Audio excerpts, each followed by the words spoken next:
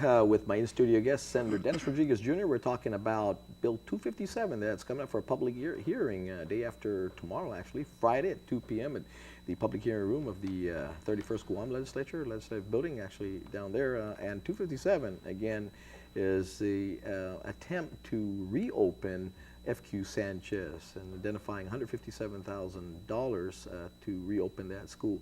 Senator, you know, there's been arguments about the cost per student and $16,000. Can we be more accurate with some figures and maybe national figures that were thrown out there? Yes, you know, there was a comparison made. The department did a comparison on how much is being spent on FQ Sanchez students, which is about $6,008 per student. And, you know, the other students on Guam are about 6,000, you know, 6,000 plus. National Center for Education Statistics show that it's about $10,297 that national standards are spent on students. So are we saying now, so are we going to lower that standard here on Guam because we're saying we're spending too much for FQ Sanchez and too little for all the other schools? So basically what they're saying is they want to dumb down our students. They want to dumb down our students. They want to keep us SAT scores down. And again, FQ Sanchez exceeds the national standards by about $6,000 basically. So basically they're saying they're, you know, the student ratio, it's a perfect environment for learning, and it's showing and it's proving the perfect environment. So the other schools, basically, we're spending $6,000 and national standards of 10. So we're cheating them by $4,000. That's right. Hey. That's right. And as I said, FQ Sanchez is a role model school, and this is something that we must highlight and encourage. That look at the way we're doing it at this school and see how we can do it. You know, today's PDN, there was an editorial by Dr. Shea that talked about, you know, performing school, rural schools and schools that are small like FQ Sanchez, and how much, you know, they're very important, you know, to keep open. You know, so this is nothing new. You know, this is something that, you know. Let's go to Esther from Santa Rita. Esther, welcome to the Buzz. Hi, Senator, I don't agree on that closing for the school here in Pneumatic, because if they're saying that they're going to save some money, I don't think so. They're going to be saving, because one thing, the bus transportation, you use a diesel there, back and forth, wear and tear, and they're not thinking about that. They're only thinking about the school. And they always say the kids come first.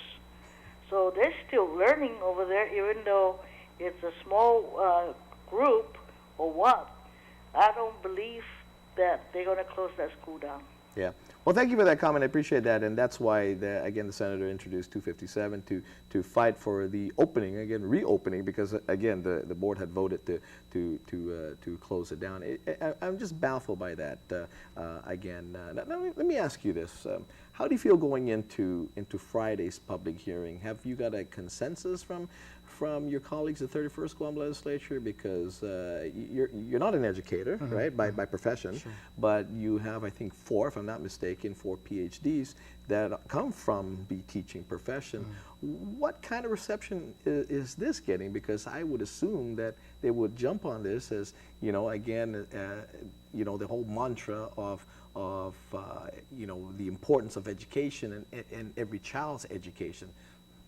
Please. You know, I continue to talk to my colleagues and lobby with them, just like I'm talking to, you know, people from the community and asking them to please support this measure.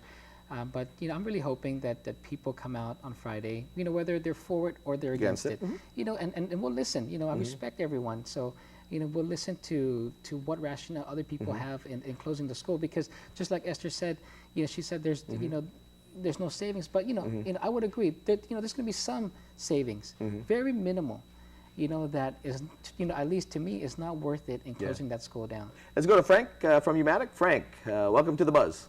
Hey, welcome. Hey, Jess. Yes, sir. Yeah, you know what? You know, again, I've spoken to you before, and you know, dispensó lo, I know, señor, tuwod na magana talk to when I have to talk about the governor and the lieutenant governor. You know, I hate to do this, but, you know, I haven't seen them take a stance in any of this thing. Look, Ray Tenoria, I saw him the other day talking about federal, about the government's money and all these things. And he sits there with his suit and his tie and what?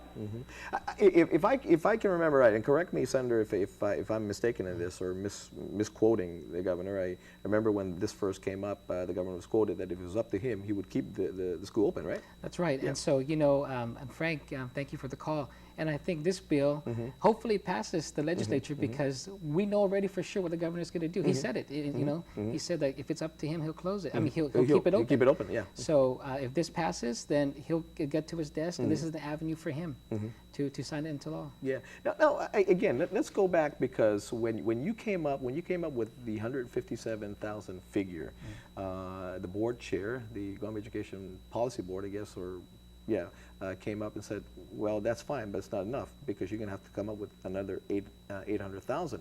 I mean, I thought for the longest time, you know what, I'm not seeing, since your introduction to this, I'm not seeing the quotes anymore or the audit reports of Evergreen anymore. Evergreen used to be the Bible of closure of FQ Sanchez, but since you've come up with this money, now, I mean, Evergreen is not quoted anymore. Now it's not 157 that Evergreen says. Now the board is saying it's, well, I guess close to $1 million.